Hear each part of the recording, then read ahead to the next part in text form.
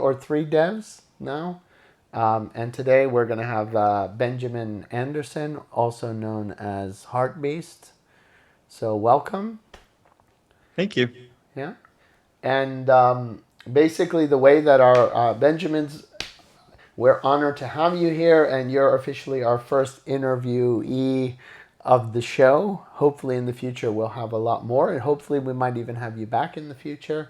So, basically, the way the interview is going to work, Bjorn and I have done many interviews for other companies that we've worked for, so we have some experience doing this. We're not going completely blind.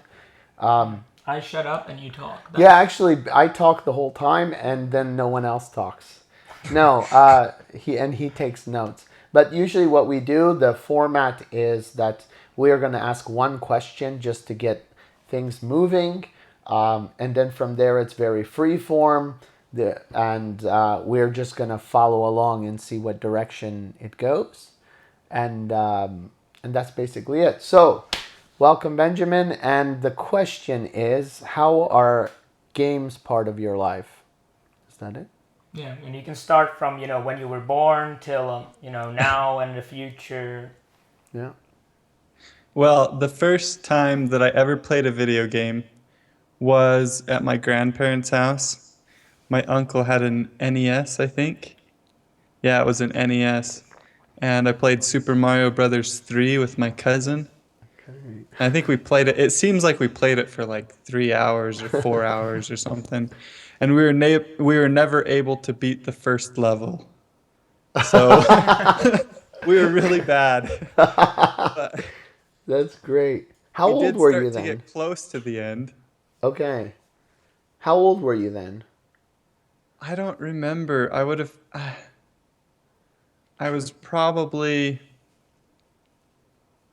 I was probably around 8, 9 maybe. Okay. Maybe a little younger than that. It could have been 7. It's hard to remember how Yeah. old I was, but that's the first time I remember ever playing a video game. I thought it was so cool though that you could uh, press buttons on the little controller and the guy in the television would do stuff.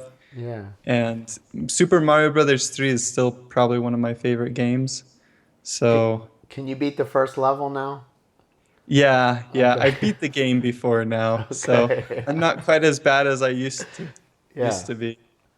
Yeah.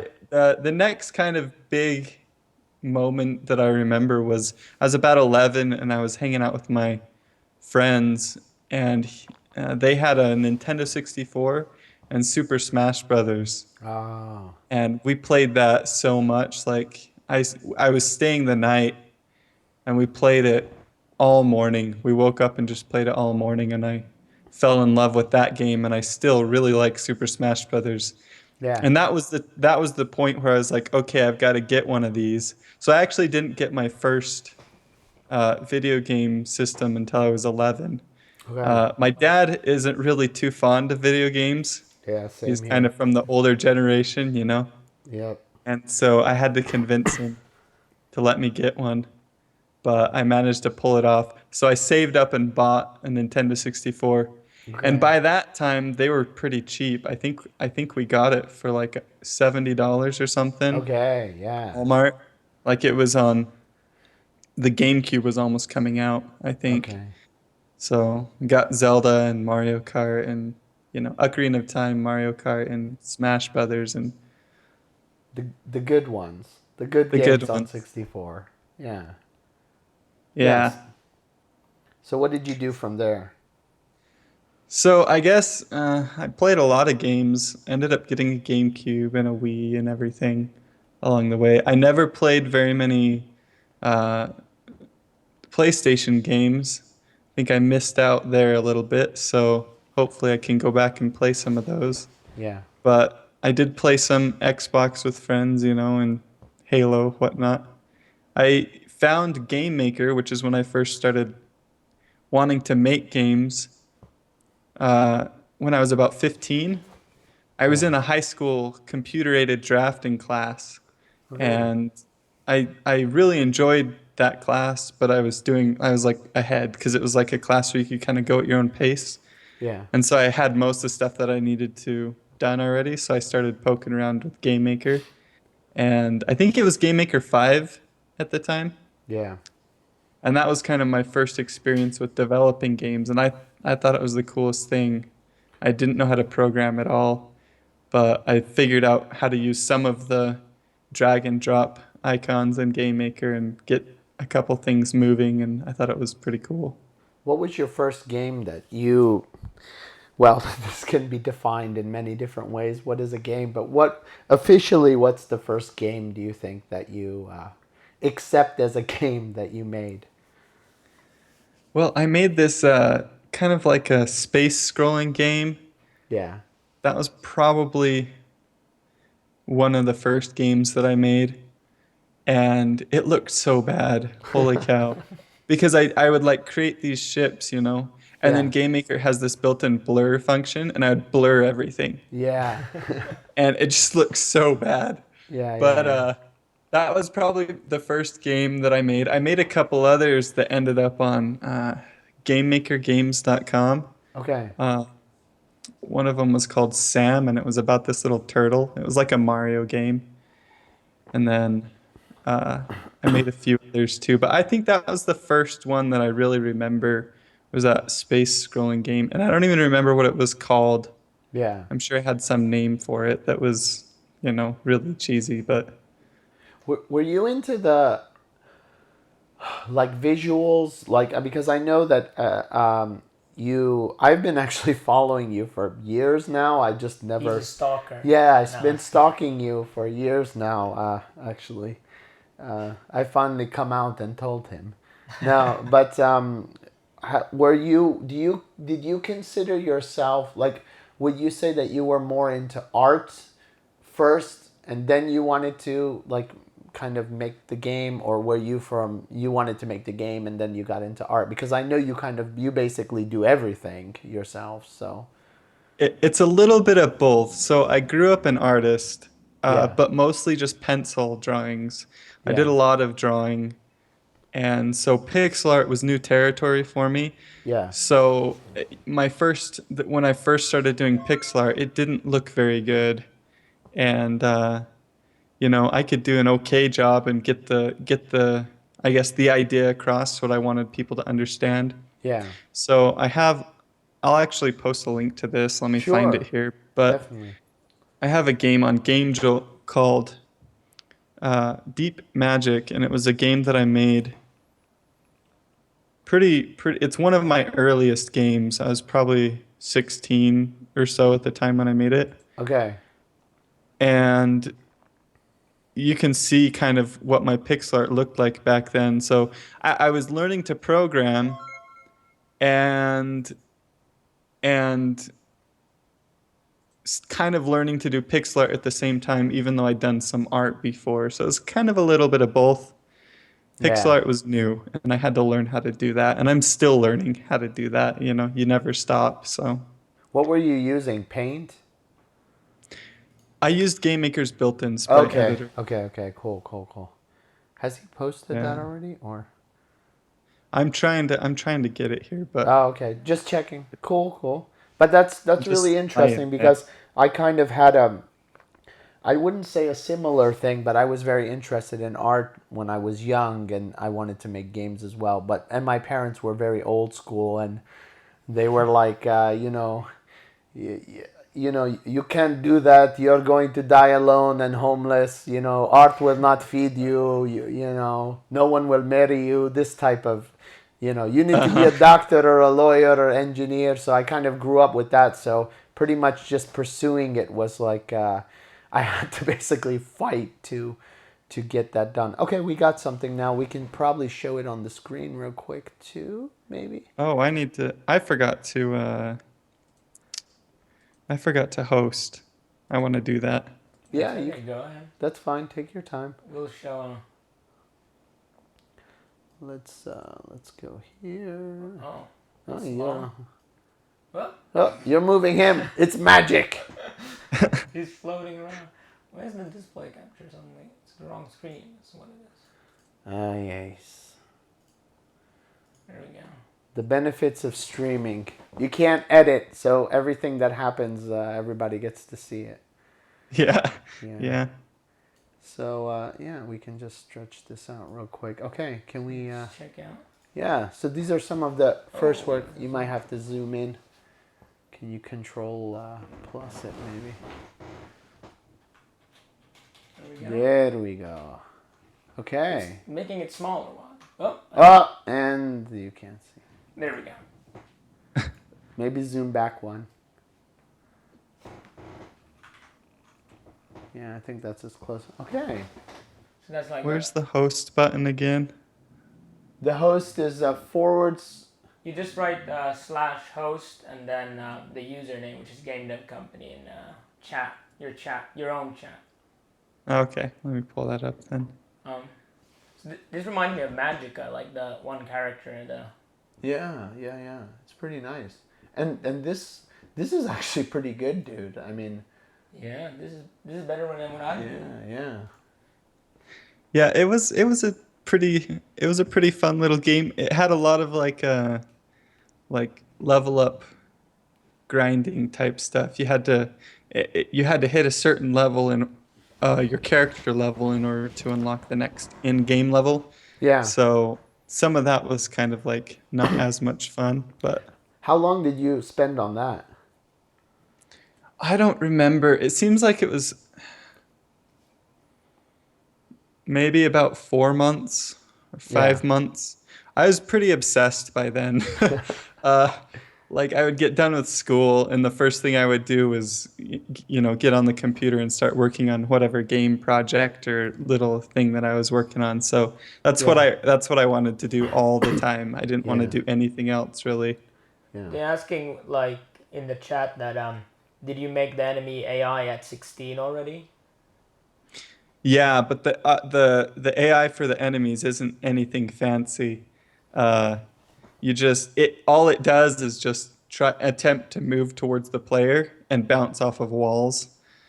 So and then shoot bullets at the player when it's I think maybe there's a check to see if there's a wall in between.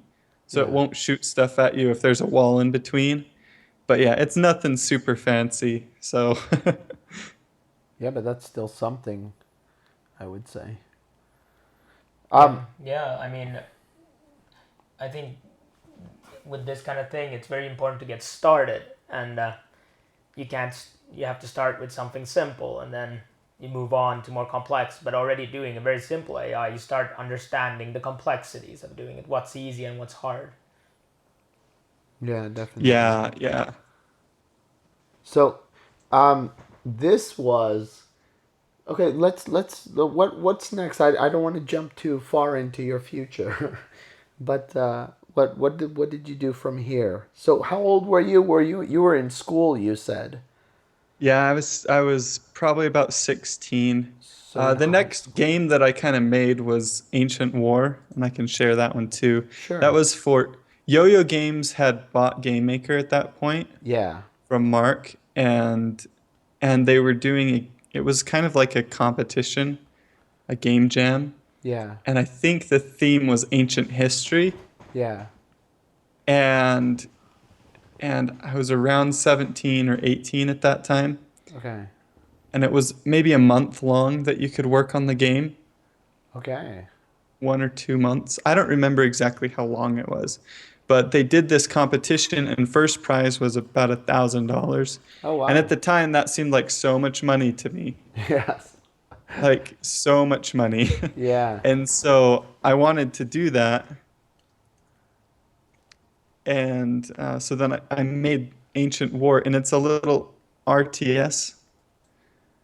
And I can share it, too, in the chat, but because it's on Game Drill as well. But that was the first, I would say that was more of an experience with artificial intelligence, because trying to write artificial intelligence for an RTS was pretty tricky. Yeah. Figuring out how to make the computer decide when to attack with its armies and how to control the armies. And it still wasn't super complicated, but I made it work, and it's not too bad. So Yeah, that's great. I like that you have. I don't know if anybody's watched Ben's YouTube channel. He has a YouTube channel. We can link that later. I think it's You Heartbeast if you look for that channel. But he has actually a very positive attitude, which I think is very important when you're doing game development. You can't really be so hard on yourself because you're going to have a lot of struggling that you have to go through when you're making your game. So definitely having a positive attitude while you're developing and seeing the benefits of the, like you said, like, yeah, it's pretty decent. Like that's a very, very good way to think about things. I've seen a lot of people that want to be developers and they're really hard on themselves and they ignore all of the kind of good stuff that they've done because it isn't exactly what they wanted. Yeah, and I think it's important too when you're first starting making games to remember that you're not going to be able to do everything that you want probably, Yeah, and learning to manage that and say, okay, with what the tools that I already have, what I already know, how can I make something that will work with exactly, what I already know? exactly, And sometimes you need to branch off and learn something new, but sometimes you can make something work with what you already know. Because there's certain elements of game development that might be too complicated. You need more of a basic understanding to get to that point. And so building a game is sometimes more important than trying to learn how to do everything that you could possibly do inside of a game. And exactly, when you reach that point where you just need to build a game, that's when exactly, you need to look at what you already know how to do and try and figure out how to use that to make something that's fun, I think. So, exactly. Yeah, and that's that's kind of what I did with this game. I didn't know a lot, uh, but I figured out how to, use what I already knew how to do in order to make this little RTS game, and it did really well. Like it was I think it got somewhere around uh, 30,000 plays on the Yo-Yo Games Sandbox okay. website. I don't know if anybody even remembers that because it's not really around anymore, but it got quite a few plays on there, and then you can see it's got 20,000 here on Game Jolt now. Can we So show it too? Or Yeah. So we have let's the previous link, the Ancient War. yeah, we can show that too. That would be nice. Let's see. There we Yeah, go. there's a little. There's also there's a little video too, as well. It So you have seems like you already made your like units here. Yeah, the 8 character. different classes, I think. Yeah. yeah, Nice. And you said you spent about a month on this?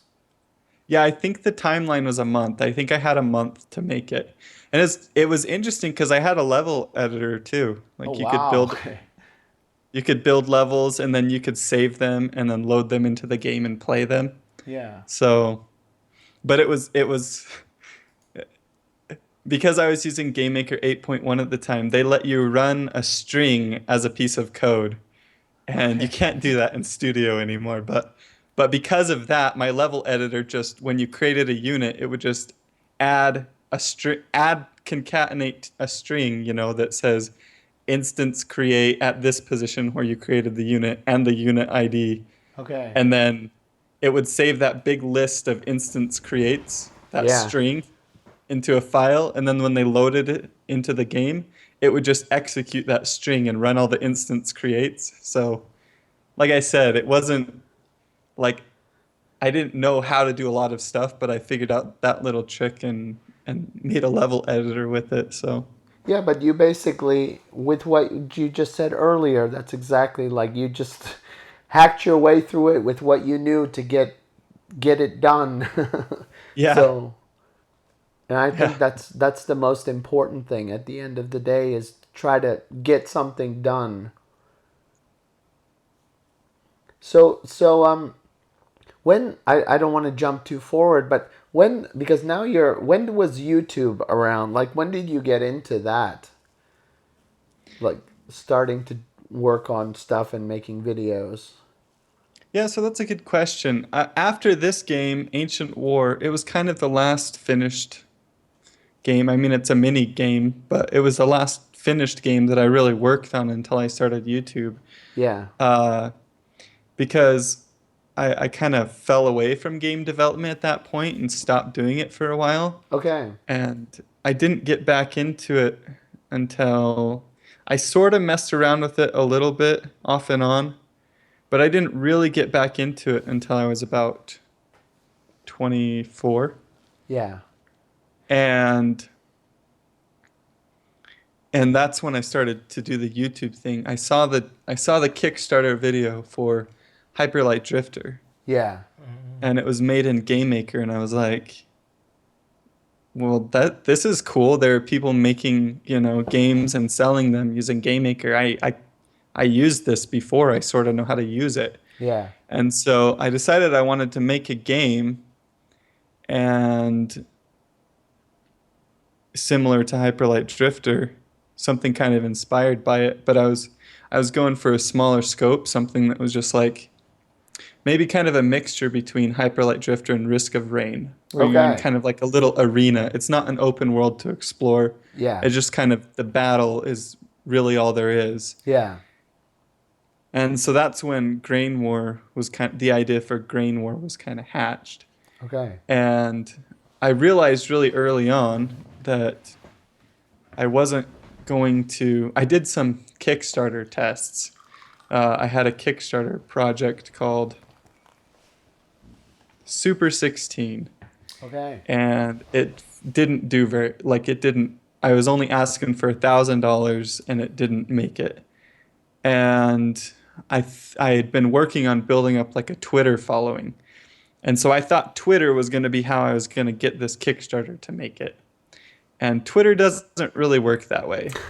I've learned that Twitter, you can get some press and stuff through Twitter, but in my experience, Twitter is better as a way to interact with people who are already following your stuff. Yeah. And so that's what I like about Twitter now is people can send me a message and I can, interact with them really quickly and see that right away, and it doesn't have to be this big, huge, long email, And so that's kind of what I use Twitter for now. But Twitter didn't work, so then I realized I needed to be able to market my game somehow. I was going to make a game, you have to market it. Yeah. So I decided to do some YouTube tutorial videos, and that's when I kind of got started in the YouTube thing. It was originally a means to market my projects. Yeah.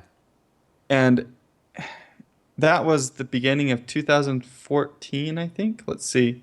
Yeah, that was January 2014 when I started uploading YouTube videos.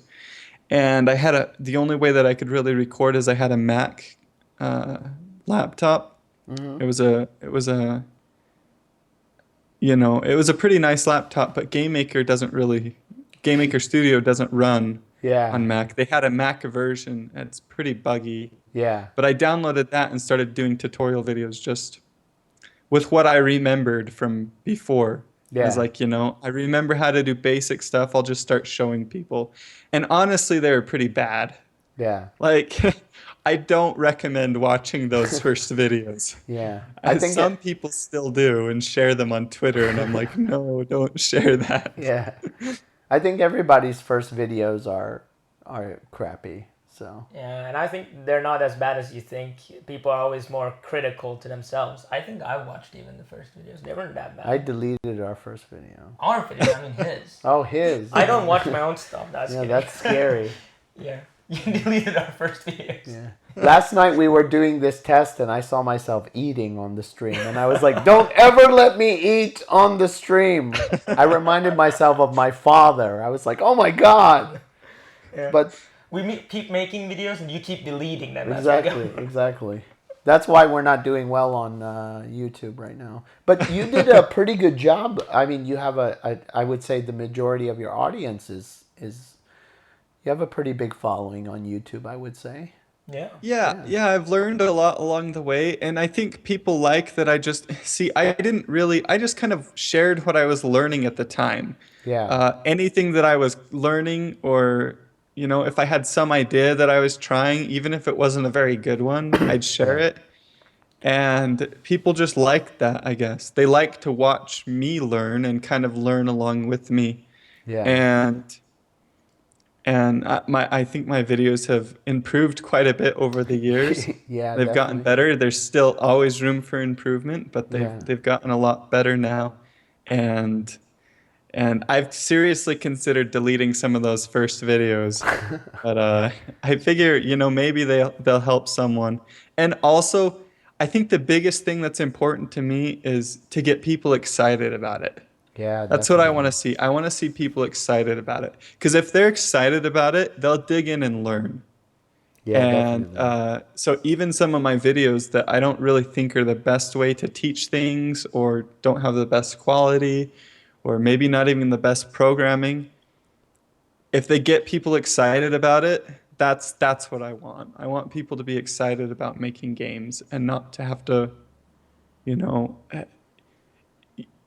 feel like they can do something. I want Yeah. them to feel like they can do something, even if they're not a programmer that graduated college with a degree in computer science. They can Yeah. start making something and have fun, and Yeah. that's kind of what I want to show.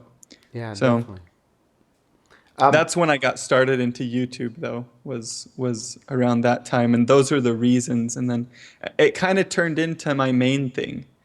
I prefer, I still have projects that I'm developing and things that I'm making, but I really like teaching other people how to do it. And that's kind of turned into my main thing. Whereas before it was a means to market my game that I was working on. yeah. Now it's more like my main thing, the thing that I focus on, that I enjoy the most. Okay. And for the people that don't know, actually, you actually have some courses on Udemy. I think I have all of those. I think there's a platformer one, and then there's a kind of one with art, like a pixel art. We can show those as well, Yeah. of course. And there's another one about, which I liked actually very much, was just getting a game done. I think it was about 4 hours worth or something, a little space shooter.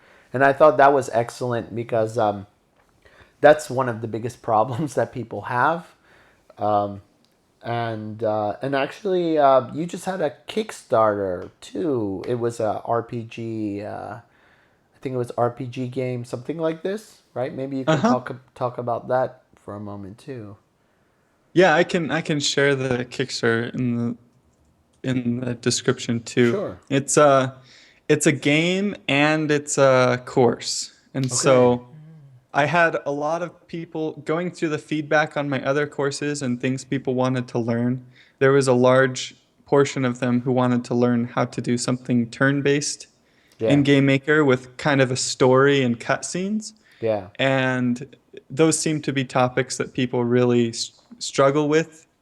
So I decided I wanted to make something like that because that's what people were asking me for. And so it's going to be a smaller experience as far as being a game. Yeah. It won't be a super long game, but in the Kickstarter, I sold the game for like $3, so it wasn't a super expensive game. But then I'm going to focus on showing everyone step by step how to make that game, like the experience of making that game, and try and teach them a little bit about programming along the way. The course is designed for intermediate users, Yeah. so if it's not designed for someone who hasn't ever used GameMaker before. Yeah. If they haven't used GameMaker before, it's not the right course for them, because I'm going to start off expecting that you have a basic understanding of the UI and some Yeah. of how to program. Uh, but here's my most recent update. I'll share that And you also in the got chat. on Twitter, I think recently, somebody, who was it from Blizzard, even mentioned you. Yeah, yeah. I got the creator of Diablo 1 and 2, Yeah. and he is a co-founder for Blizzard North. Yeah. He asked about the game. He saw a tweet. His name's David Brevik. I'm not Yeah. 100% sure how to pronounce his last name, but yeah, he shared that on, or he replied on Twitter asking about it and asking what engine I was using and what systems I was going to be porting it to, and so that That's was exciting for me to see that. yeah, definitely. It was Congratulations. Yeah. pretty cool. That's amazing when you get noticed like that. That can actually have a very big impact on on many things. All it takes is, sometimes like people forget that sometimes all it takes is, one tweet from the right person, and it could literally change your life if, if and that's why I always tell people don't be afraid to. Well, Rami always says that too. Rami Ismail, don't be afraid to just reach out to someone and talk and ask. Like, don't take that opportunity from that person and assume that they're not going to talk to you or not going to help you, but instead reach out and try to ask or communicate with those people, because you never know that maybe they might notice something. I mean, in your case, they noticed it on just because it looks awesome, and that has a big impact when somebody retweets or talks about you. And it might not be immediately, but over time. So, yeah, so that's really Yeah. great. Congratulations. Yeah. Yeah, Yeah, I but think that's a really good point to bring up, that you can't let the fear of rejection stop you from giving them the opportunity to to respond, because you never know what someone will do. Exactly. Yeah. And the worst, well, the worst could be they curse you out and say, "Don't ever contact me again. I hate you." But but the but the don't think that's majority ever of yeah, I know. I don't think that's ever going to happen, but that's, maybe it's worse. They come to your house and kick your dog or something. But in reality, I mean, maybe they won't reply, or they might reply, and you'll be happily surprised, and it might have a very good impact on you too. So Yeah. I go ahead. You were gonna say something. I was gonna say I had back the goddess. What was it called? Was it called Goddess? The Peter Monoliu. Yeah, goddess. Goddess. Uh-huh. So I had backed the Kickstarter on that long ago. Just quickly, side note, talking about not knowing when someone is gonna respond. Yeah. So the Kickstarter looked like it wasn't making it, and I like went out on this chat area, and I was like, yeah. So if this doesn't make it, am I getting my money back? I want this to happen. So I was just kind of complaining, like one of those people that complain. And then the next day, I see Peter Monoliu like respond like, "Don't worry, everything's gonna be okay. You'll get your money back and whatever." And I'm like, "Damn it! Like, if I knew you were gonna respond, I would have asked you like a worthwhile question, not just be somebody complaining." So definitely, always remember, that especially with the games industry, a lot of people forget that the games industry is really small, actually. Like, a lot of people know each other, and you will be amazed that you'll run into people that are friends with other people. So you actually should be very careful on, don't burn too many bridges while you're there, just because it might damage your reputation. So, but yeah, what else? What else? Well, we went yeah, kind of so- to the Udemy and that part, but you, As a book, we too. kind of left out like you started YouTube. What happened in there between? Like, what made you decide to then start making Udemy, and then you also have book. You have, Yeah, you have a book, a GML book too. Yeah. So that was my first product and my first successful Kickstarter. I was doing my YouTube channel, and then I started a Patreon. And honestly, I'd been doing the YouTube thing for 6 months or so, and I really was disappointed with the books that were currently out there on Yeah. Game Maker language. And I was like, I want to, I wish there was something better out there.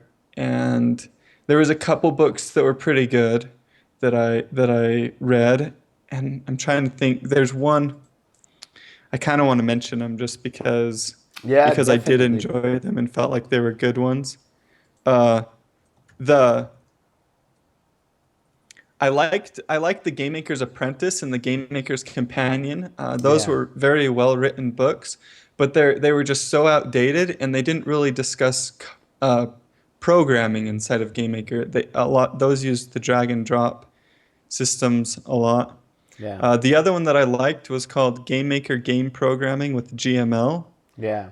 and it's by Matthew DeLucas. That one wasn't too bad. It was pretty recent. Uh, and it looks like there's a few more on here now, which is good. I like to see more. But anyways, I decided to try and write one, and that was quite the experience. Yeah. I don't ever want to write another book again. Don't say that. It's just 1 year, more year, and then you're writing another one. Yeah. How long did that I, take you? it took me, well, let's see, my book ended up being about 40,000 words, a little over 40,000 words, and which is about novel size. It's like 170 something pages in Google Docs. Uh, it took me, I think I started writing it maybe in July and finished in March-ish. I don't remember exactly the dates, but it took me, 8 months, probably about. And there were points where I was just writing every single morning. I'd wake up and write for 30 minutes to an hour, whatever, every single day. Mm. And and it was a good experience. I mean, I learned a lot doing that, and I tried really hard to learn as much as I could about Game Maker language while I was writing the book. The book, uh, there's still a lot of things about the book that I want to change, and I Yeah. have plans of doing a pretty major rewrite to it. Yeah. I don't want to write another book, but I do want to improve on the one that I've already written and try and make it better. Yeah. But that was the first project. The Kickstarter raised about $12,000, which was just crazy. I only Uh-huh. asked for $1,000, which was a terrible idea. I should have asked for more than that because of shipping and printing. I was shipping physical copies, and Oh Oh. I yeah. was using print on demand, and I promised everyone signed copies too. So I ended up shipping it twice. I paid to ship it to myself so that I could then Oh sign it, my and then I paid to God. ship it out to everyone. Oh my So God. that wasn't pretty inexperienced with Kickstarter. I ended up between that and paying a professional editor, I Yeah. ended up using all of the Kickstarter money. So I'm really glad that I raised more than $1,000 because I ended up using all of it Yeah. to get the book out to everyone. But it was still a good thing because I continue to get sales and people still enjoy the book. So at this point, it's made it worth it because I continue to get some revenue from the book, Yeah. and and that's also why I want to improve it because I designed the book around Game Maker language Yeah. and not around Game Maker.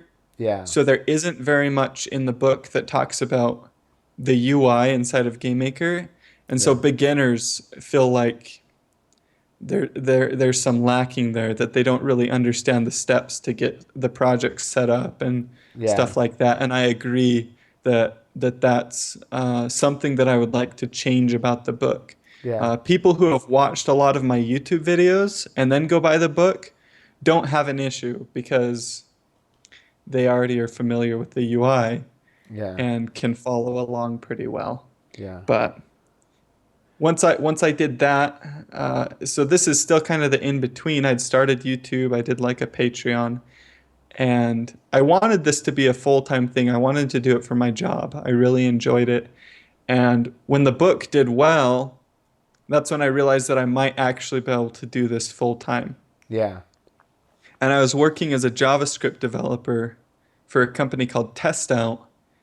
And I would go into work and I would just wish that I could work on my own stuff, like YouTube videos Yeah. or the book or whatever I was doing at the time.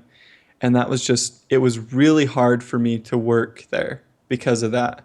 I just, I just didn't feel like I was super productive at work because I was distracted thinking about my own stuff. Yeah. Yeah. Sounds familiar. And I realized that because the book was bringing in a little bit of income, and our landlords at the time ended up wanting to. We'd signed for a year lease, and we'd been living there for almost 3 years, I think. Yeah. And so we were just doing month to month, and they were like, "Okay, well, we want to." Their daughter got married, and they're like, "We want to let her rent the apartment." Oh So God. so we got kicked out of our apartment, and because Oh. of that, and the way work stuff was going, I was like, my sister had a house, and she had two floors, Yeah. and she was really the only, like, her and her daughter, and her husband was there, but he was working, and so he wasn't there a lot of the time. Yeah. They had a lot of bedrooms, and I was like, I could try living with my sister, Yeah. and with the minimum income that I'm making off of my book stuff, I can pay for groceries. I can try and make this into a business. Yeah. And that's kind of where I took the leap. I quit my job as a JavaScript developer Yeah. and made the leap to do stuff on my own. And my plan was to make the Udemy course, Yeah. and that was going to be my next product that would hopefully bump up my revenue enough that I could continue to do it full time. Yeah. And that it ended up working out. I launched my first Udemy course, and it did really well on Udemy, and is still a top course on Udemy. It has really good reviews, Yeah. excellent reviews, and it was enough of an income boost that I could quit my day job and do it full time, That's great. and end up getting my own apartment again. So Okay. Okay. so That's I'm nice. not living with my sister anymore. Okay. Okay. But that's nice that you had that opportunity to and that you took the opportunity. That's I would say that probably the scariest thing of doing something like that is just going and doing it. So making that Yeah, leap. it was scary, and I wouldn't. The only reason I was able to do it is because I had a pretty solid plan with already making a little bit of revenue from my book, getting some revenue there, and then some YouTube ad revenue and Patreon, and then being able to live with my sister and not have to worry about paying rent. I knew I could make it work for a little while to Yeah. try it out without super high risk. But it was still scary. Like, Yeah. I didn't want to, like, I wanted to do it, but I didn't want to at the same time. I was really worried about it and really cautious. I think it was the fact that we were getting kicked out of our apartment and we couldn't find another one for a good price in the area Yeah. that kind of pushed me to do it. Kind of Well, forced me to do it a little bit. It was like, well, you could live with your sister for a while and just try it. So, but quitting my job was hard too because the people that I worked with were all really good people, yeah. and it was a good job. Like, and I'd only been working there for a year, so I felt kind of bad because I hadn't been working there a super long time, and then all of a sudden I was quitting. Yeah. But they were really cool about it, and they're like, that's cool that you're trying to start your own thing and do your own business. Yeah, definitely, definitely. We have a question here in chat. Have you written or recorded anything on your Kickstarter experience? If not, would you consider it? Oh, that's a good question. And I haven't. I have voiced some opinions on Twitter. I don't really like Kickstarter that much. Yeah. Uh, there's a few reasons why I don't like it. I don't like that they don't integrate with PayPal. Yeah. Uh, I don't like I don't like their project, like managing your story.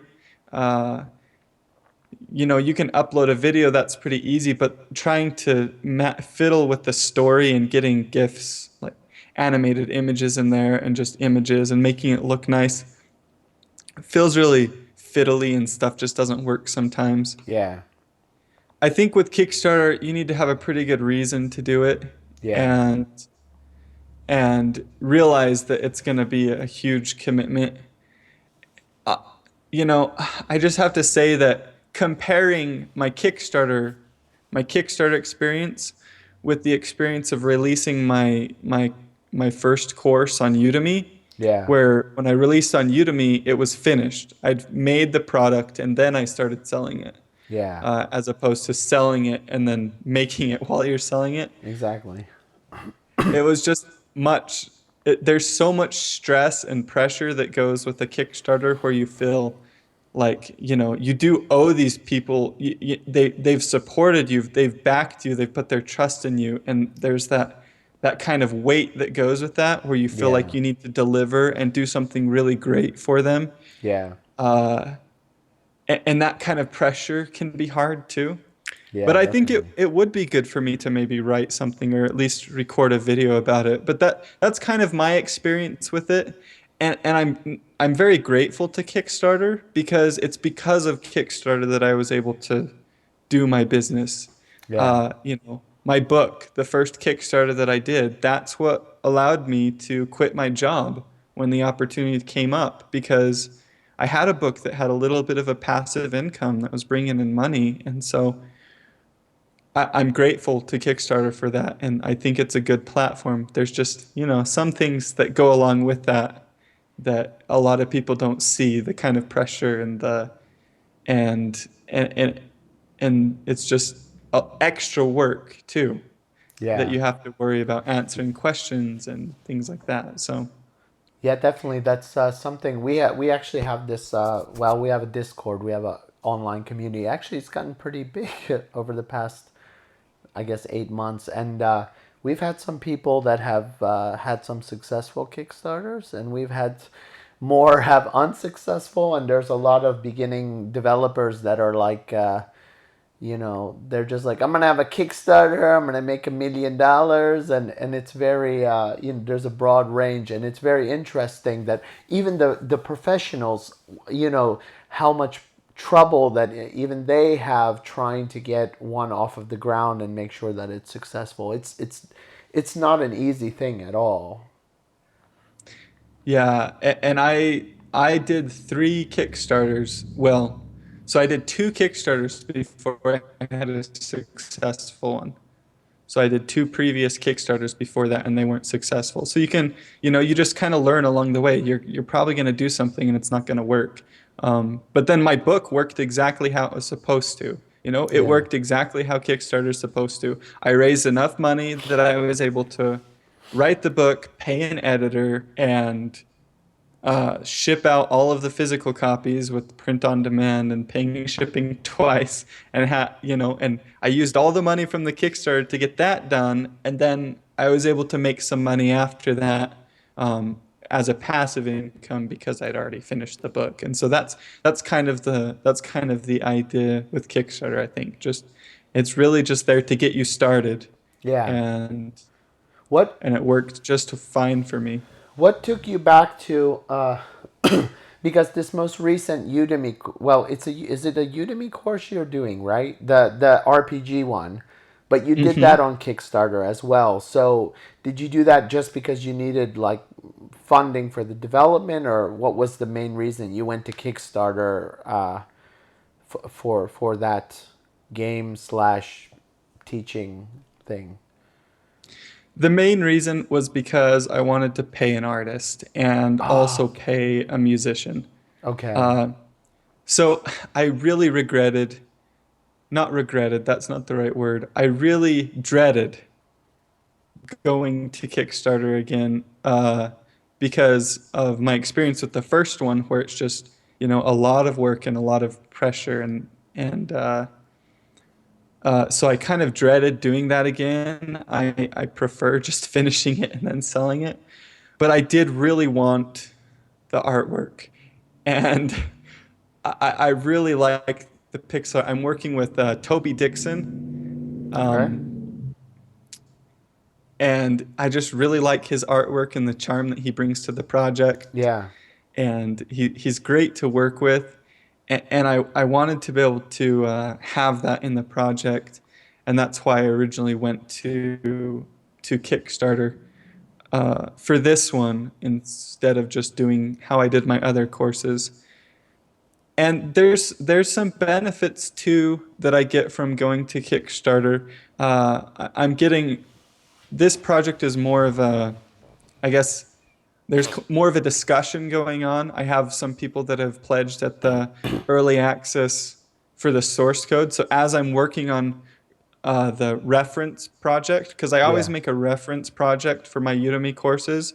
So I've got like the finished game, and then I start recording the course and design the curriculum around that reference project. Yeah. And so I'm getting feedback on the reference project from other developers and people who have pledged at the early access tier. And so I think that's a benefit that comes too that I didn't get before, because I can get that feedback and change the project and hopefully make it better. So there's some good things about it, but there's still that little bit of, it's just easier to just finish it and sell it and be done. Yeah. So Do you feel it's that having a Kickstarter being successful? Could you say that it helps as a marketing tool versus, like, let's say you just made the same scenario, but you just made it yourself and released it. But I already know you have now a foundation. You already have like three courses already, or three courses. So maybe you have a little easier time. But do you feel like because this is now a Kickstarter, you're kind of seeding your Udemy course already? Uh, if you see what I mean. yeah, I feel like that was more of a thing with my book. Uh, Yeah. because you do build an email list when you do a Yeah. Kickstarter. Your Yeah. backers, they give you their email, and so then you can contact them through email for future projects. Yeah. And so I do feel like it's a marketing thing. For this Kickstarter, it wasn't as much because the majority of the people who signed up for the Kickstarter, I think, were already people who know me through my YouTube channel or through my Yeah. email, through my newsletter, and through Twitter. And so it didn't feel like, I mean, there may have been some of that going on that I didn't really see, but the majority of it was from my existing audience. But I Yeah. do feel like new developers could use Kickstarter in that way to help build a little bit of an audience. Uh, Yeah. Where do you was there I saw there's a question in the chat. Did you want to ask? Yeah, there's Sweaty Lumberjack is asking, Good name. what do you think is possible for a solo developer like me, even a small title like Titan Souls, though it started as a solo ludum there, was later produced by a small team. Is there any hope for solo game dev? yes, I think there is hope for solo game devs, but you need to make sure that you keep your scope small. Don't expect this is a mistake that I made originally, which was expecting to be able to make something like Hyperlight Drifter myself, Yeah. and just contracting out musicians. Yeah. So you've got to do something small. You've got to do something really small. And I think Zach Bell, if you know Zach Bell on Twitter, great guy. I think he's a good example of this with Ink. He made his first game, Ink, well, his first commercial game that I know of, and he kept the scope really small. I mean, the main character in the game is a white square, Yeah. you know? So he I don't know how much artistic talent he has as far as like being able to do pixel art, Yeah. but he didn't spend a lot of time on that. He just focused on making a good game and keeping it simple and scoping it down. and he was able to sell that game and do quite well with it. Yeah. And now he's kind of working with a team, and he's built a team around it. But if you're going solo, you can do that. You just want to keep your scope small, Yeah, definitely. That's excellent which is advice. hard. That's really Yeah, hard. very, very hard. I So think easy it to takes say and some, so hard to do, I know. and it even takes some experience to know what does small scope mean. And I don't mean the words, but like to really understand how much work it is to do even just a simple character moving on the screen, where it is like enjoyable experience. Yeah, definitely, definitely. You can quickly get something moving, but making it move amazingly, that's a different discussion entirely. Was there another Yeah, question or I No, was I think gonna I was gonna ask you where do you see like what do you see in your future now? Like I see you're doing these Udemy courses. Is this what you would like to do? Is there anything that we don't know about, or you're keeping secret maybe, or something that you would like to do that you aren't doing right now, or well, I'm gonna mention these plans, but realize that these could change. These aren't yeah, promises. of course. Uh, I will write it down in stone. Yeah. have a contract. Yeah. Uh, so what I'd like to do is I'd like to finish this Udemy course, Yeah. and then next projects after this, I do want to do another game. Okay. And whether or not I have that in a course or a step-by-step thing as well, I don't know. But I do want to do kind of a commercial game. Okay. I don't really have commercial games out right now. That I'm working on Westwick, which is going to be, this Udemy course, which is the game's called Westwick. It's Okay. going to be on itch.io for sure, but it won't be like, I don't know, it'll be a pretty small experience, maybe an hour or so, Yeah. little storyline with it. And so I want to do something else after another commercial game after that. So I've got some more stuff for my portfolio. I also want to redo my other courses. Okay. And currently, if Toby is willing to work with me still, we'll see kind of how his schedule is and stuff. I want to pay him using some of the funds that I've been raising, Yeah. using some of the funds that I've raised with those courses to redo the art, and then I'll go back and re-record them using the feedback that I've gotten over the last couple of years and try Okay. and make them into better experiences. And obviously, everybody who's already purchased those courses will get those updates for free. Uh, like I said, this could change. I don't know 100% the timeline on that, but that's kind of what I'm thinking. I'd like to redo those. I think probably the pixel art one will be the one that I redo first, Yeah. just to improve the structure and kind of the way that course went and have some better editing and stuff in it. And then I would also like to do the kind of revision for my book. I want to do a major revision for that. And of course, everybody who already owns that as well will get the update, or at least the digital update. I won't be sending out new physical No copies, signed but copies. yeah, everybody will get the digital update to that for free as Okay. well who already owns it. So, I kind of feel like I've been given a lot of support, and I kind of want to give back and iterate on the stuff that I've already made and Yeah. try and make it better and improve it, and maybe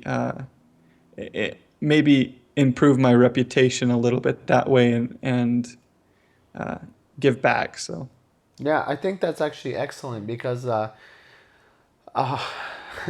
yeah, not all developers think in that they don't all have that mindset of reworking, the things that they've already created to make them better. They just keep creating new things and so that's very good of you that you're kind of you know doing the right thing and making everything better and of course I mean that's of course going to benefit you because when it's a better course the people that don't have it are still going to end up purchasing it as well so yeah, I'm hoping to bump up reviews a little bit even more. Contact some of the people who left reviews that weren't as happy with it and say, hey, I redid stuff, check it out again. Yeah. And then like you said, and I think there's always new people coming into this. So the new people will want to buy the newer and better course, Yeah, if they definitely. didn't buy the one before, they weren't as pleased with what they, for whatever reason, they decided they didn't want to buy it. They'd want to buy the new one. So I think it'll be beneficial to me and then also beneficial to the people who have already supported me. So Yeah, definitely. win-win. That's what I think it'll be. Yeah, definitely it will. Do we have another one right there? Yeah, we have a couple questions here. Well, anybody who's following YouTube, we know that you've been playing also with Godot, and we have a question here from Adecto. Where does Godot fit with all of this? What you're right now working on? Sorry, can you ask the question one more time? Where does Godot fit in with all of this? That's a good question. So I have been playing around with Godot. I really like the way that the engine is headed, kind of the direction that it's headed in. It feels like an between GameMaker and Unity, and I like that it's free and open source. So there's a lot of things I like about Godot, and I've been considering taking some of my GameMaker courses and porting them into Godot, and I'm working with another developer who has a lot more experience in Godot uh, to maybe make that come about as well. So Godot is Godot is something that I'm going to be slowly integrating into kind of my content. I'm not going to quit GameMaker, so people who, out there who love my GameMaker content and are worried that I'm going to quit, I'm not going to do that. I just feel like I would like to integrate Godot as well. Godot runs on Linux and natively, and I think that's really cool. So, people who don't have access to Windows or Mac OS can run Godot really easily, and I think it's an easier entry level financially Yeah, with Godot. definitely. You can get started in Godot at a lot less cost, and so because of that, I'd like to start doing more stuff around Godot as well. And then I just enjoyed the engine. There's a lot of things that I like about it. So do you think there might be a Godot course at some point? Yes. Yeah, I want to do a Godot course at some point. I don't know when that is in the timeline because I'm trying to cut back on stuff right now with Yeah. finishing up stuff for the Pauldron, which is some contract work that I was doing inside of GameMaker, and this Udemy course and some other things. I'm trying to cut back, but I do want to do a Godot course as well. There will be more Godot tutorial videos on YouTube before there's a course. I've already got some of those planned, and those should be coming soon. Okay, that's great. There was another. Yeah, we have one other question. As a newly starting indie dev, how would you guys, as actual devs, manage time, and how would you calculate the amount of money the amount of money for Kickstarter? You mean that you would need for your Kickstarter? Yeah, I guess. Oh, Yeah. okay. So, as a newly starting indie dev, how would you guys manage time, and how would you calculate the amount of money for Kickstarter from Blade? Uh, okay, well, let's start with the first question, I guess. I'll go first unless you guys have something, but No, go ahead. I do, I think it's called the Pomodoro technique. I do a modified version of that. Uh, I'll post a link in the chat so people can learn more about it if they Great. want. But basically, I have timed work segments. So every time I start doing something for work, I time myself using just the Google timer. And then I keep track in a spreadsheet. And it sounds like a pain. Like I was telling this to my friend the other day, and he's like, that sounds like the biggest pain.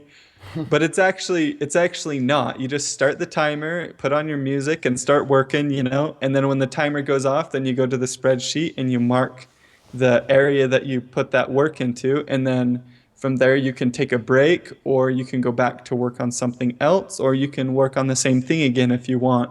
Yeah. But that's how I manage time, and it makes I'm able to be really, really productive in a shorter amount of time. So, a lot of entrepreneurs out there talk about how they work 15-hour days or whatever. I don't feel like I have to do that because I feel like the time that I do spend working is very productive because of this. And so that's what I would recommend for time management. At least that's what works. That's what's worked for me. But I know that it's different for everyone. So you kind of need to find something that works for you. And like I said, I actually modified this. Like I did a modified version of this technique. It's not exactly the same as what they describe in this video. And so I found something that worked better for me. And that's how I do that. Calculating costs on Kickstarter, that's a hard question. Yeah. Yeah. Uh, you know, let me just tell you this, you're probably going to go too low the first time.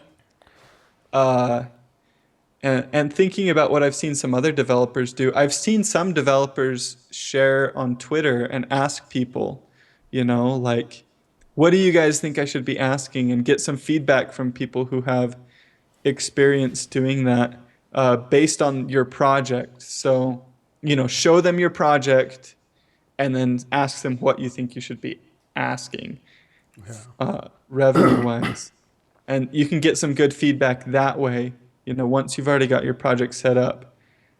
That's probably actually what I'd recommend doing. Once you get it set up, show someone and start asking people who have experience uh, after they've seen your project what you should be asking, and they can help that way. That's what I would do. Yeah, I think that's excellent asking for help. I know that's a very big problem. I actually teach design to like teenage, I would say like 13 to 17, 18-year olds. And you would be amazed how often they just try to solve everything on their own without ever asking for help at all. Actually, and I mean not even in the analog world of coming and asking me, but just going to Google and and just typing. I remember there was this problem some of my students had with rotating an object in Game Maker, and this was going on for weeks, and I kept telling them, like, I know you guys can solve this, just look it up. And they're like, yeah, we're gonna figure it out. And then finally it was like weeks had passed, and I said and they came and asked me, and they couldn't solve it. And then I literally went to Google. I typed in exactly the problem they were having. It was the very first link, and like literally like the second or third post was the answer. And I was like, sometimes it's okay to not try to create, like, you don't have to solve everything completely on your own in like a vacuum. It's okay to look like ask the guy next to you for help, or look online or things like that. I think that's a really important lesson for people, that the world is so connected. You don't have to always reinvent the wheel completely on your own. Yeah, it's not Yeah. cheating to Google. Exactly. It's Yeah. the smartest people in the world Google, read books. They use other sources. Exactly. So that's what you need to do if you want to actually be a scientist, or write a scientific paper. You have to have like references, and it's the same thing. You have to read up on things, and this is one of those aspects, for example. Yeah. We have another question here for Ben. Are you naturally good at speaking to an audience, or is it a skill you developed? If it was learned skill, what was your process for that? Well, thank you for thinking that I'm good at speaking to an audience. I still feel like I'm learning that. I'm an introvert at heart, so I think that's something that I've been learning. And just getting in front of a camera and recording myself, it's something that I've been learning. I did spend some time doing some volunteer work, and that helped me to interact better and learn how to communicate better with people. So I think it's a learned skill for me, and I think it's something almost everybody has to learn how to do. And being comfortable inside of even just recording yourself can be hard. And if, in fact, what you should do now is you should watch the video that I do that's like the announcement video for my Make Your First Game course, Yeah. because it really kind of shows that in some situations I don't feel very comfortable talking, and it kind of shows in that video. And in my more recent Kickstarter I did a better job. And so it's just something that you learn as you go and just takes practice. You just have to force yourself to do it. Force yourself in front of a camera, film yourself. The good thing about doing YouTube videos too is if you go back and watch it and you're like, holy cow, I'm terrible, then you can just delete the video and re-record it. Yeah. So nobody has to see it right away. You Yeah. can delete the really bad ones. And Yeah. so it's good practice that way. I did actually have a music channel where I played guitar and sang it for a little Okay. while. Okay, And that's so great. that kind of helped me get into or comfortable in front of the camera as well. So We want that link in the chat. Yeah, we need that in the link. I don't know Yeah. if I want to share that link. How long have you been doing singing and guitar? I don't know. I'm not super great. So I started learning guitar around 16 or 17, I think. Let me see if I can find the channel. That'll be Maybe I'll awesome. just, if you guys really want to dig in and look at the older stuff and Yeah, embarrass yeah. Actually, Bjorn and I work, well, it's Bjorn's company, but we work in basically a music education company. So it's very interesting to see. And I actually like this. What a lot of people forget about, well, everybody, any field, is that they forget that we're all human beings, and we enjoy doing other things other than this as well. So some people might enjoy singing or playing or cooking, or so always remember that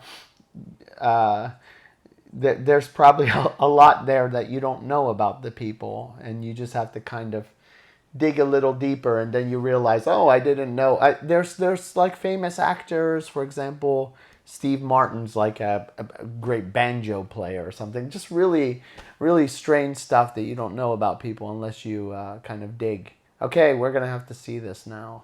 Yeah. Hold on. We'll put this on the screen full. Can we have sound for it too? Yep. No, you want to play it? Yes. Yeah, You can give I enjoy commentary. singing and I enjoy music, but I'm never gonna be famous for it. So It's okay. that should give you an indication of my skill level. Light turns green, I'll run away from Mexico.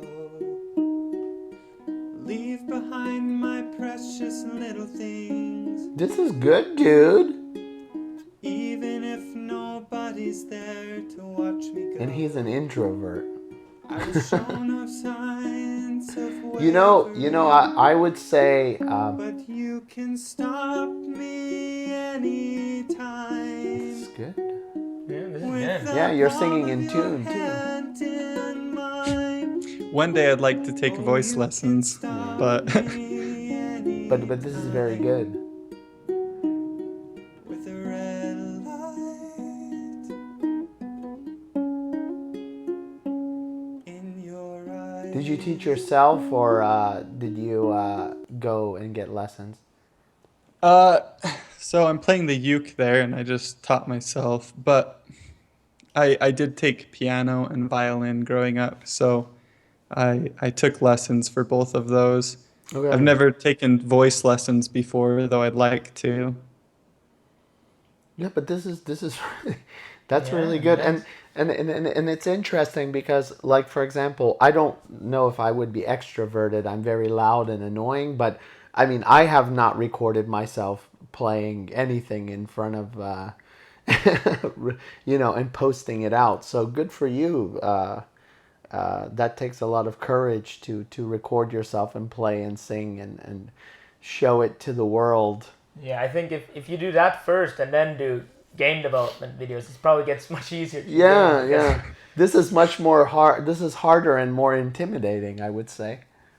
So, yeah. But that's really great. Yeah. I'm happy that you actually shared that because and this is why we enjoy the doing interviews in this more free form, because sometimes these little things slip out and we realize like, oh, I also wrestle dolphins on the weekends, and you're like, oh, I didn't know that. So this is really You cool. do? Yeah, actually, yeah, dolphin wrestler professionally. They're bastards. You don't know. So, but definitely. What was I gonna say? I was just reminding everybody. We have Benjamin's kind of website down in the bottom right of the stream. On there, there's a couple links to his Udemy courses as well, his books there as well. You can also go to Udemy and do a search. I think if you search, for example, game development and pixel art, his Game courses, Maker, game make, or yeah, definitely top look up courses, Game Maker. They'll show up there. I actually have all of them. They're very good. I was gonna say I actually like the way that he speaks because I'm kind of a very slow learner, so it's actually an excellent pace for me, and it's very clear.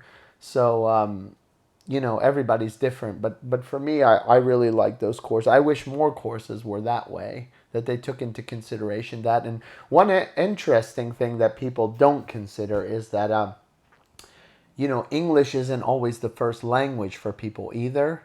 So for your audience might actually be a lot bigger than you think it is, because the way you speak, it's actually a lot easier for people for English as a second or third language to understand you, versus someone's like, yeah, you know what I'm saying, I'm going to do this now and I move this over here, like they're not going to catch that. So because you're very succinct and clear and take your time, those people also now can have kind of access to learn something, and there's not that Yeah. much out there, I would say, And for those type of people. and I would recommend going to like if you go to Udemy and check out my courses, I would highly recommend watching some of my YouTube videos first, because that gives you a really good idea. My more recent ones, because that gives you a really good idea of what the courses will be like and kind of the structure that I usually have. So Yeah. you can kind of test it for free there and get an idea. And some people just stick with my free stuff on YouTube, and I think that's totally fine. And that's why I will always do completely free stuff on YouTube, because not everyone wants to pay money for the kind of structured, the kind of complete course package. They Yeah. like to just poke around in my videos and find everything in there, because the information's basically the same.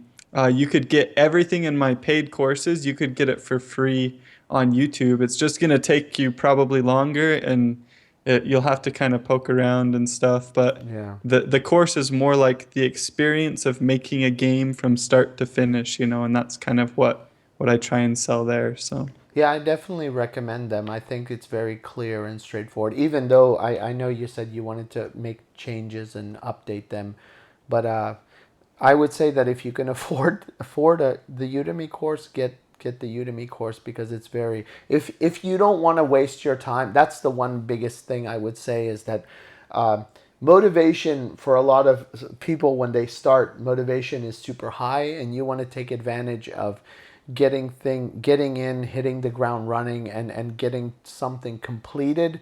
And what happens is that it's very easy to hit a roadblock and then get kind of demotivated, and you don't know where to go next and what to do. So instead of trying to navigate and dig around and figure out what you were supposed to do, just knowing that, as long as I start here and I keep moving forward, I'm going to get to the end and have something done. And I think that's the benefit of those type of courses.